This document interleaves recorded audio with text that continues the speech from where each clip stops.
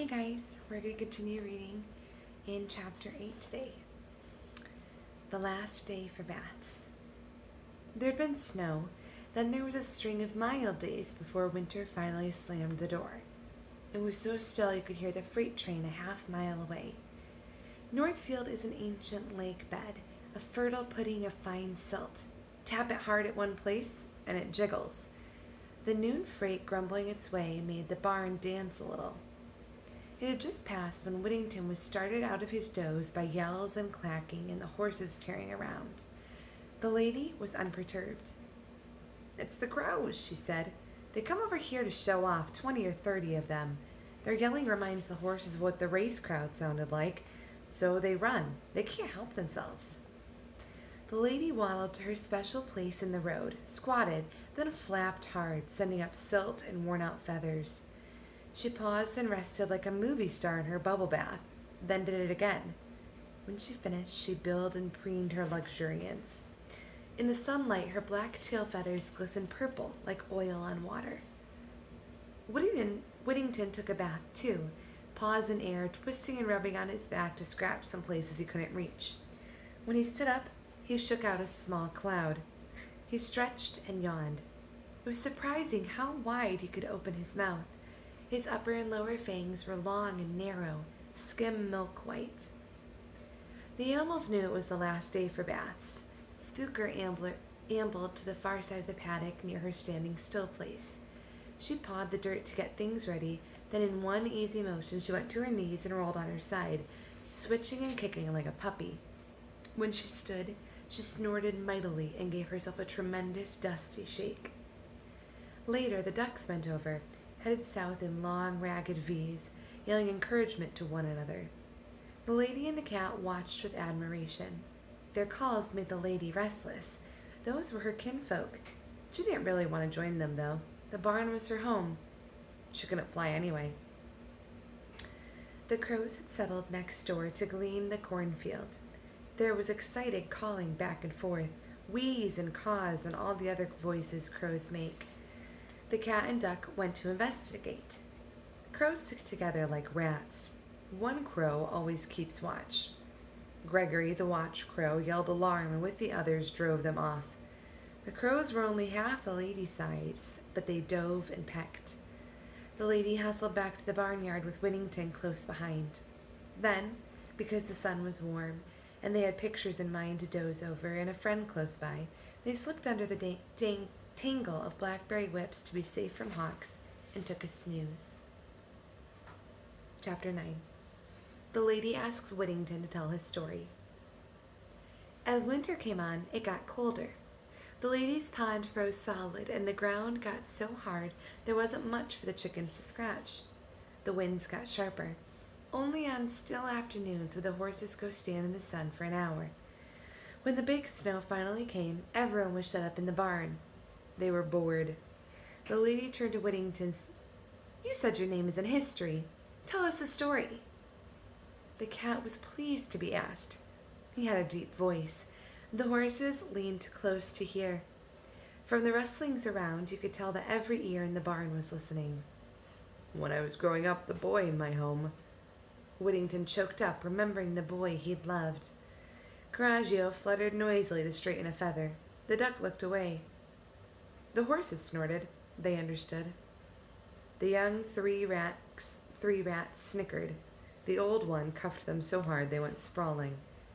"Listen to your blood enemy and you may learn enough to save your lives," he hissed. "My boy," the cat continued, "told me about a Christmas pageant at his school. Dick Whittington and his marvelous cat. Whittington was English. He lived 100 years before Columbus. The thing is, I'd already heard about him and his cat before from my mother. I am descended from Dick Whittington's cat. Dick Whittington was a merchant.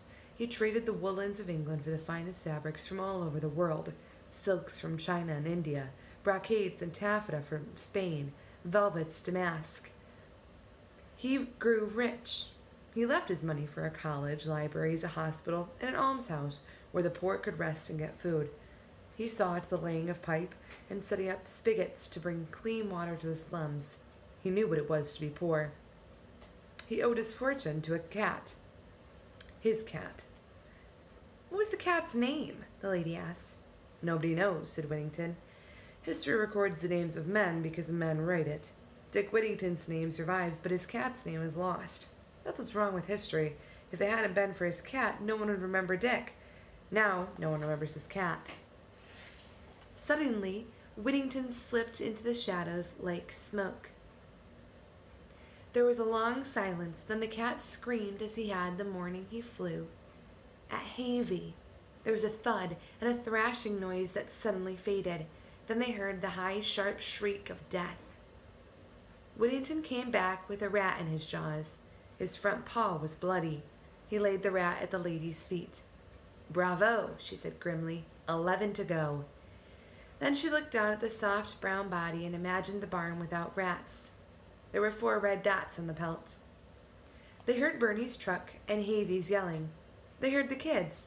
The kids had a snow day. They were underfoot at the Texaco, so Bernie had brought them along. Abby and Ben had carrots for the horses, canned milk, and tuna for the cat. They saw the dead rat and called Bernie. Don't touch it, he said. I'll get rid of it outside. While Bernie unloaded, the kids put down extra grain for the lady and the chickens and doled out carrots and sugar cubes to the horses. Whittington circled around, waiting for his treat. There was a problem. No can opener. That's okay, said Whittington. I'll have a rat.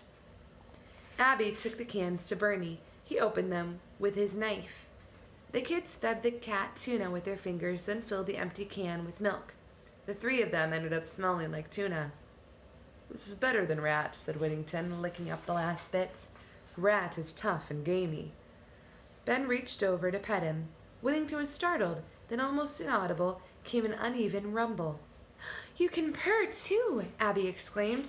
Doesn't sound like you've done it for a while, Ben said. You're out of practice. The cat smiled, stretching out his toes and rumbling away. Here we have a picture of some of the many rats.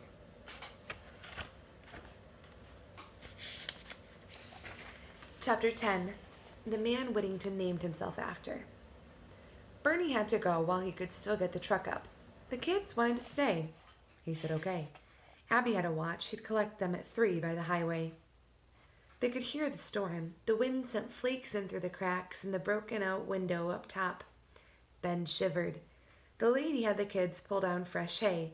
It fluffed up and smelled like summer. She made the horses lie down close together and had the kids snuggle next to them. She settled herself on one fluff, Coraggio on another. The bantams made a show of flying up to the rafters and perching where they could look over everything in comfort. The cat was full of tuna and canned milk. He wanted to lie down in a warm place, too. The lady told him to get up on the stall railing where everyone could see him. Now go on with your story, she said. Story? What story? The kids chorused. Whittington shook himself. This is a story of rats and the cats that hunt them. Rats carry the fleas that carry plague. Plague makes your underarms and other parts of your body swell up and your tongue turn black. You get bows and spots and foam at the mouth and die in agony. It's called the Black Death. Dick Whittington's cat won him a fortune because she was a rat hunter. Centuries before they figured out what plague was and how it spread, people knew that a good rat hunter could save your life. The man I'm named for was born about the time the Black Death hacked through England like a filthy knife. By the time he was 5 years old, a quarter of his town was empty. It was a horrible loneliness. His family was poor. The soil was thin and ill-tended. There wasn't enough food. There were no schools. The grandmother who lived with his family taught him to read. The priest had taught her. There were no printed books. She copied out things on scraps of stiffened cloth and scraped animal skins called parchments. She wrote down remedies, recipes, family records, and Bible passages the priest taught her. She smelled of the oils, herbs, and mint she used in all the remedies she made. She was a midwife and a healer, one of the cunning folk, they called her. The priest taught her reading and writing so she could copy recipes and remedies and keep the parish records. Dick gathered simples for her. He had a good eye. That was his work. Other boys his age picked stones from fields, gleaned corn, scared crows, drove geese. If you were idle, you didn't eat. What are simples? The lady wanted to know. The kids nodded. They didn't know either. Plants, the cat said. They made medicine then from leaves and blossoms, sap, roots. Dick's grandmother boiled and ground plants into ointments and syrups to heal people. We fowl do that, the lady said, looking at Coraggio. When we're ill, we know what to eat to get better. We do too, said Abby. When we're sick to the stomach, Gran makes tea from the mint that grows around, and stuff for hurts from tansy, the plant with the yellow button flowers. For colds, she makes yarrow tonic and rosehip paste, said Ben. She puts honey in the tonic. The rose stuff is bitter. When I'm sick, I eat new grass, the cat said. Okay, said the lady. Go on with your story. Dick was always surprised how warm his grandmother was when they sat close together. She read aloud the same things over and over, leading with her finger as she sounded out the letters.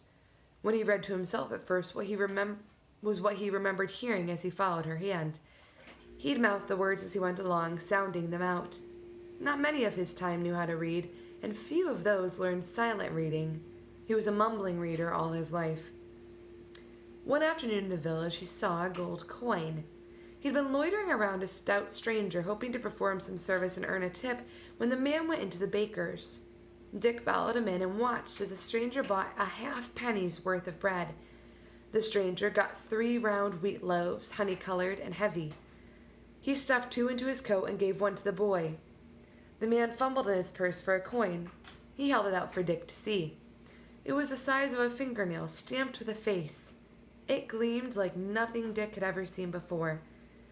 What impressed him almost as much as its gleam was how carefully the baker studied it and weighed it, and how many coins he gave in change. Then one day outside the inn he overheard a carter telling the men helping him unload barrels of cider that he had heard from a man who had been there that London's streets were paved with gold, and all the people were plump and healthy. That night Dick had a dream. He dreamed he went to London and became the stout stranger, filling his purse with the small gleaming rounds of gold that lay like pebbles in the streets. He went to the baker and stuffed his pockets. He went to the inn and was served roast meat and cider. In his dream, he was never hungry again. He wore warm clothes and was never cold again either. He had heard talk that he was to be put in service to a tanner, a hard man who beat his boys and fed them poorly. Working with hides was a dirty, stinking business. The boys had to scrape off rotting flesh and hair and lift the heavy skins in and out of the tan bark vats. A girl in the tanner service had hawked up blood and died. Dick figured he'd better get out on his own pretty quick. We will stop there for today. Hope you enjoyed this few chapters. Feel free to comment below with what you observed, what you thought was interesting, funny parts or not so funny parts, and what you've learned so far. Thanks for tuning in. See you next time.